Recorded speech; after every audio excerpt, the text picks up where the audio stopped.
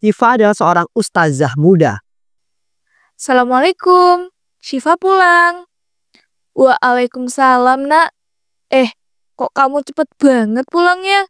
Gimana tadi ngisi ceramahnya? Lancar kan?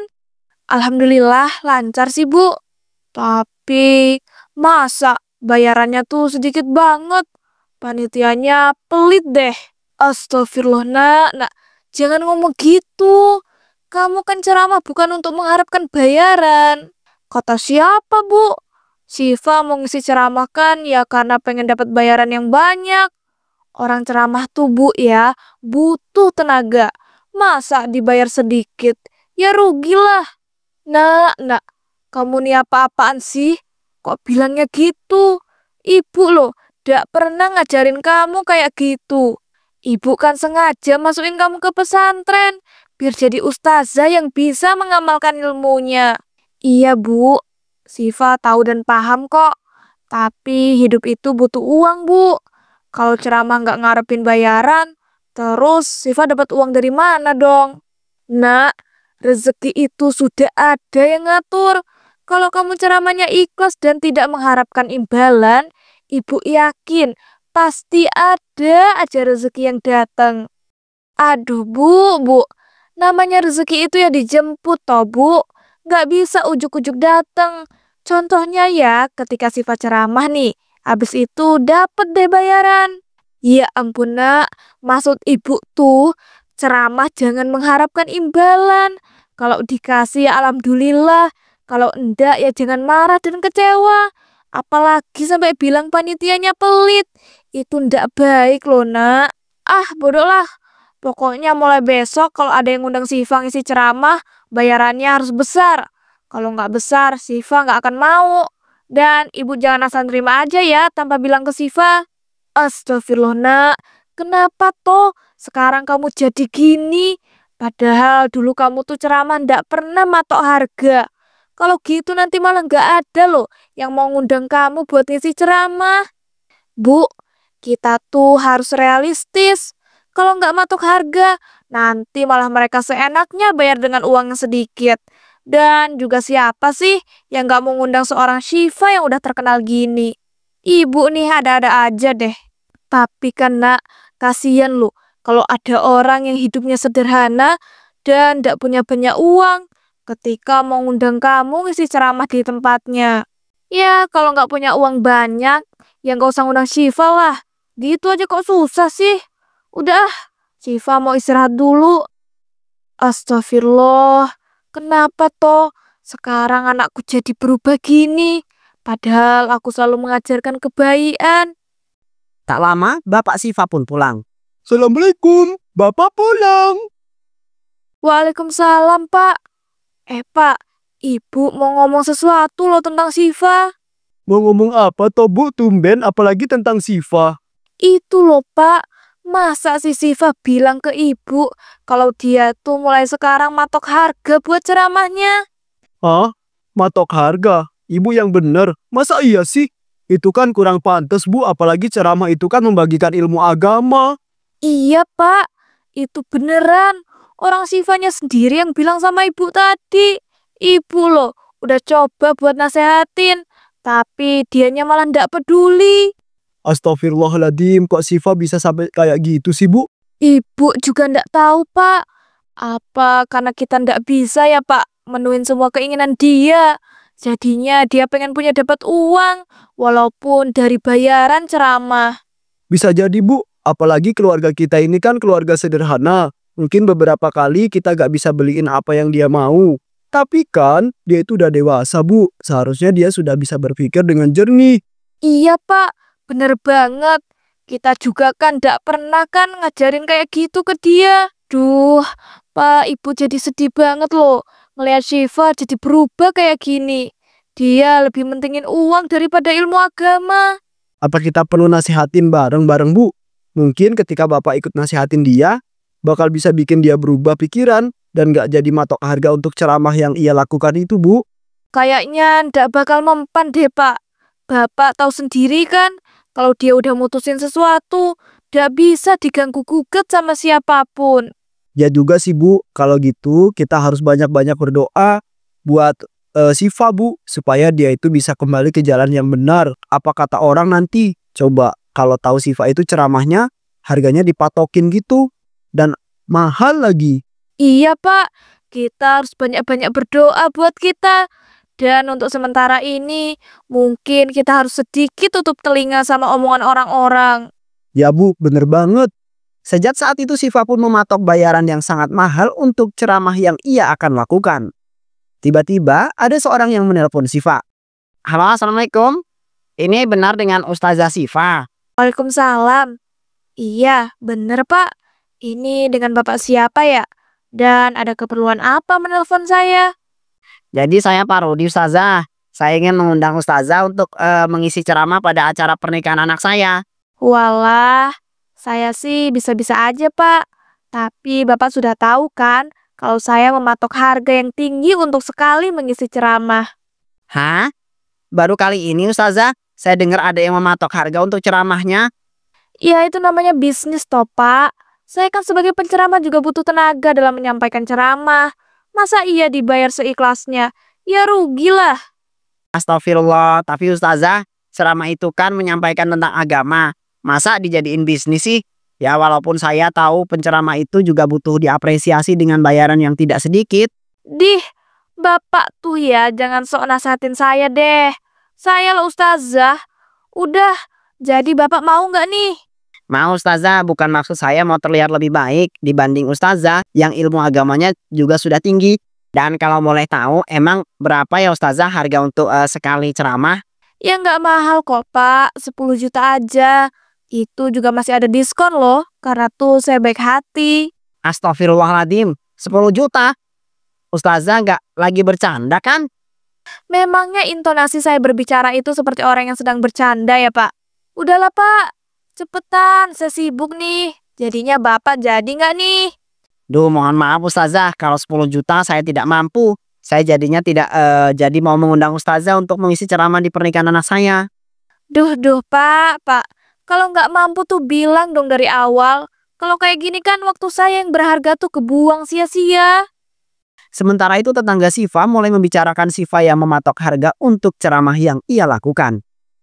Pak, udah tahu belum kalau si Siva yang ustazah muda itu loh? Masa dia matok harga mahal buat ceramahnya? Parah banget tahu.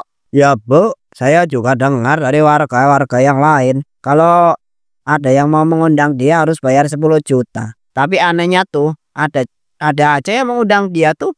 Nah, itu dia Pak. Padahal dengan matok harga itu aja udah nggak bener loh. Apalagi ceramah itu kan tentang agama. Benar banget Bu. Padahal katanya ilmu agamanya itu udah tinggi. Tapi etika dalam ceramah aja kok nggak tahu sih. Nah, itu dia Pak. Padahal kan dengan matok harga aja itu udah nggak bener loh. Apalagi ceramah itu tentang agama. Tuh orang udah kelewatan banget deh. Wah, bisa jadi tuh Bu. Apa orang tuanya gak negur dan menasehatinya ya? Padahal jelas-jelas ya dia itu melakukan hal yang salah. Ya, mungkin orang tuanya juga ngebet pengen kaya, Pak. Makanya dukung aja. Kan kalau dia matok harga mahal buat ceramah, dia bisa cepet kaya. Ya juga ya Bu, masuk akal. Kayaknya satu keluarganya tuh gak ada yang bener deh. Orang kelakuan anaknya aja gitu. Tiba-tiba Ibu Siva lewat. Bu Siti, bilangin tuh anaknya. Masa ustazah matok harga mahal buat ceramahnya? Aneh banget sih. Iya Bu, bener. Sebaiknya anak ibu tuh dinasihatin. Gak baik loh Bu. Masa matok harga mahal buat ceramah? Mohon maaf Pak, Bu. Tetapi saya sebagai ibunya Siva sudah mencoba loh menasehati dia.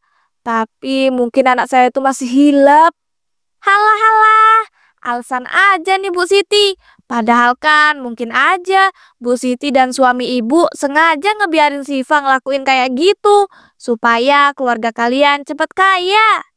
Astagfirullah Bu Rini, tidak seperti itu kok. Saya dan suami saya tidak pernah sengaja membiarkan Siva melakukan hal itu.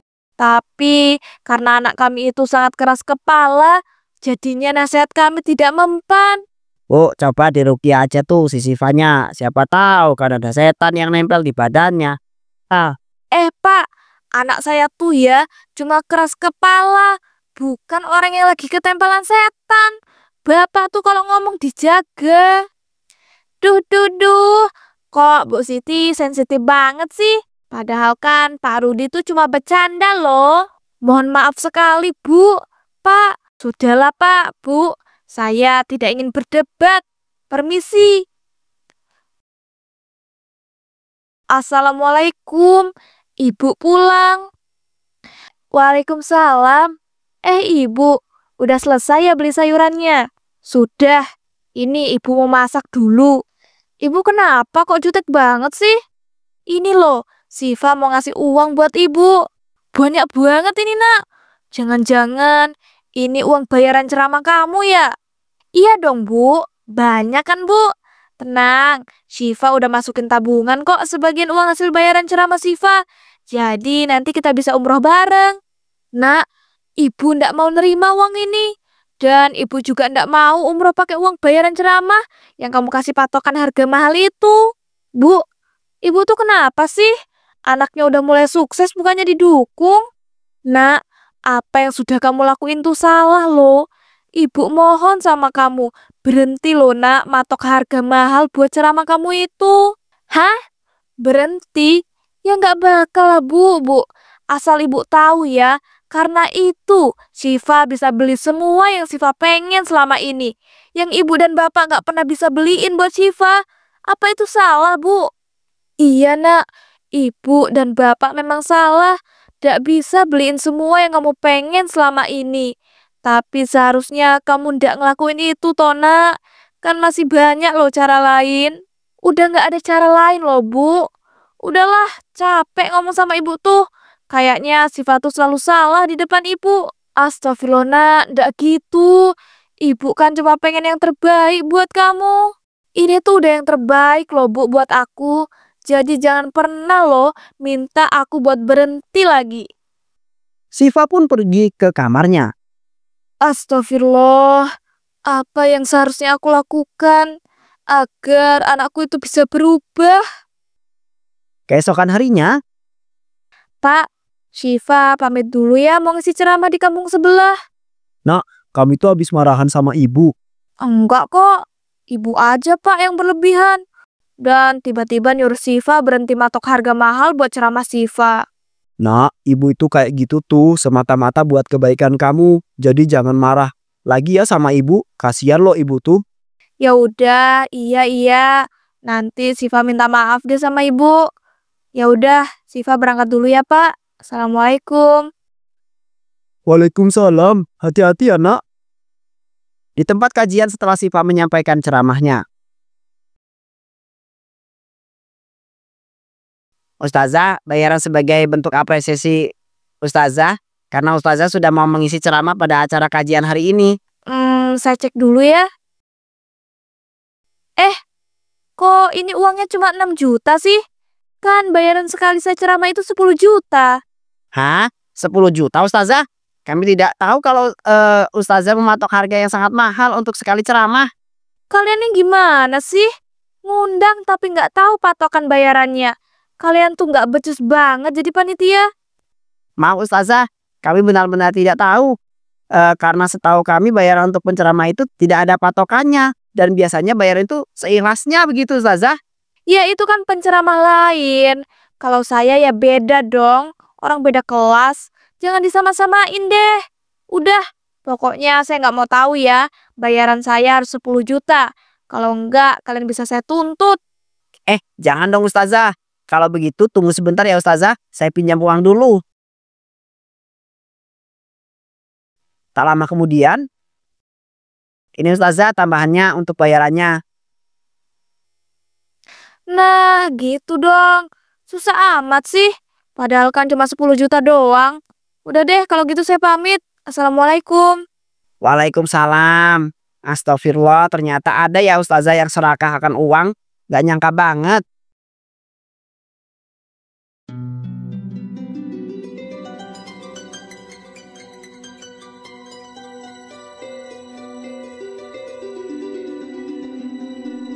Assalamualaikum nak. Waalaikumsalam, Pak. Ada apa nih? Siva baru sampai rumah. Kenapa Bapak nelpon? Ya nak, bapak sama ibu tadi buru-buru ke tempat Mbah. Si Mbah sakitnya kumat lagi. Nggak sempet ngabarin kamu. Oh alah, pantesan. Di rumah kok sepi banget. Emangnya Bapak sama Ibu mau berapa lama di sana? Kayaknya bakal lama deh. Nak, soalnya mbahmu itu butuh dirawat sampai benar-benar sembuh. Kamu gak apa-apa di rumah sendirian? Apa mau datang ke sana juga? Enggak apa, Siva di rumah aja. Udah gak apa-apa kok. Lagian kan Siva udah bukan anak kecil. Ya nak, bapak patiin dulu ya kalau gitu temponya. Assalamualaikum. Waalaikumsalam. Duh, akhirnya bisa istirahat juga. Mana lapar banget lagi. Ibu udah nyiapin stok makanan belum ya buat aku? Loh, kok nggak ada sih makanan sama sekali? Ibu gimana sih? Kok nggak nyiapin stok makanan buat aku? Iya sih, tahu mereka buru-buru. Tapi kan setidaknya siapin makanan dulu kayak buat aku. Ya udah deh kalau gitu, aku pesen makanan online aja. Siva pun memesan makanan lewat online.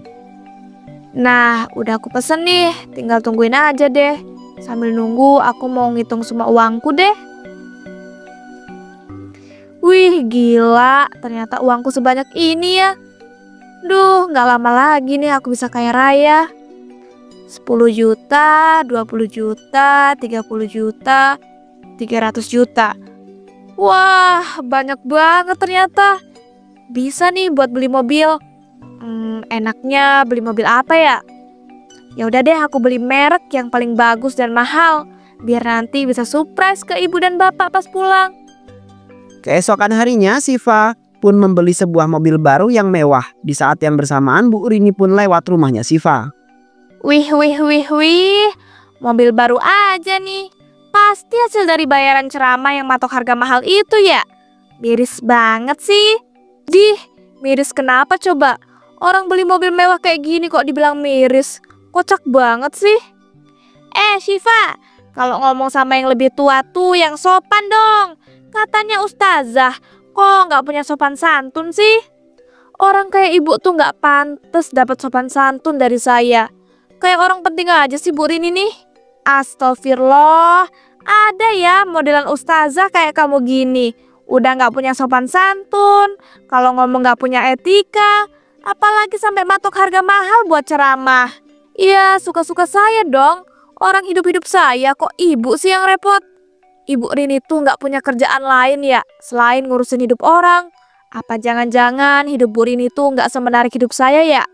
Hahaha, kasihan banget sih. Kamu, jangan asal bicara ya. Hidup saya tuh lebih baik ya dibandingkan hidup kamu yang nyari uang dari matok harga mahal dari ceramah. Nggak malu ya situ? Ngapain malu toh Bu? Lagian kan saya bisa dapat uang yang banyak. Ibu Rini sendiri bisa nggak ngasilin uang sebanyak saya dan bisa beli mobil baru nih? Dengar ya, walaupun saya nggak bisa ngasilin uang sebanyak kamu, tapi uang yang saya hasilkan itu berkah. Nggak kayak kamu, yang ceramah kok malah dijadiin bisnis. Loh, itu namanya kreatif Bu Rini. Ibu Rini aja yang norak. Malah ngatain orang norak. Itu bukan kreatif Siva, tapi orang gak punya etika. Bu ya mikirlah, ceramah itu kan berhubungan dengan agama. Masa kamu jadiin bisnis? Hahaha. Duh Bu, kok mau sok-sokan ngeramein saya sih? Itu namanya saling mengingatkan Siva. Kamu tuh udah jadi ustazah, Bu ya jangan malah kamu jadiin bisnis yang hanya menguntungkan duniawi. Halah Bu, jangan munafik lah. Kita sebagai manusia tuh butuh yang namanya uang. Astagfirullah, ternyata benar ya apa kata ibumu. Kamu tuh emang orangnya keras kepala dan gak bisa dinasehatin. Udahlah kalau gitu saya pamit dulu. Assalamualaikum. Waalaikumsalam. Dih, orang kok sibuk ngurusin hidup orang lain. Padahal kan aku gak sibuk loh ngurusin hidup dia. Udahlah, aku mau coba aja nih mobil baruku. Siva pun lalu mencoba mengendarai mobil yang ia miliki. Wih, mantep juga nih mobil. Gak salah nih aku beli merek Kumel ini. Enak juga ya kalau pakai mobil. gak kepanasan dan kehujanan. Duh, aus banget nih. Beli minum dulu deh di warung. Mobil Siva pun berhenti di sebuah warung. Tiba-tiba ada anak kecil yang mendekati mobil Siva. Bagus banget sih mobilnya. Apalagi warnanya kesukaan aku. Tuh kapan nih aku bisa punya mobil kayak gini? Dia bisa bawa ibu jalan-jalan. Jangan pegang-pegang mobilnya dong. Kamu tuh dekil dan kotor. Nanti mobil saya ini jadi ikutan kotor loh karena kamu pegang. Mbaknya pelit banget sih. Bentar. Kayaknya aku kenal deh sama mbaknya. Oh iya, mbaknya kan Ustazah Cipa kan? Aku pernah tinggal selama Ustazah loh. Oh ya, bagus deh kalau kamu udah kenal sama saya. Minggir, saya mau lewat. Kok Ustazah kayak jijik sama aku. Padahal aku juga nggak mau juga naik Ustazah. Kan soalnya kotor. Kamu nih, bocil tapi banyak drama. Lihat tuh badan kamu. Udahlah keringetan dan kotor. Bau pula. Udah sana, pergi jauh-jauh. Tapi Ustazah, aku pengagum Ustazah loh. Boleh gak aku minta tanda tangan? Kamu tuh anak kecil buat apa tuh tanda tangan? Udah nih, ambil. Astagfirullah Ustazah. Kok jahat banget sih? Padahal aku cuma minta tanda tangan. Aku gak minta uang loh. Siva pun langsung masuk ke mobil tanpa memperdulikan si anak kecil. Tiba-tiba sebuah mobil truk menabrak mobil Siva hingga terpental. Siva pun tewas seketika.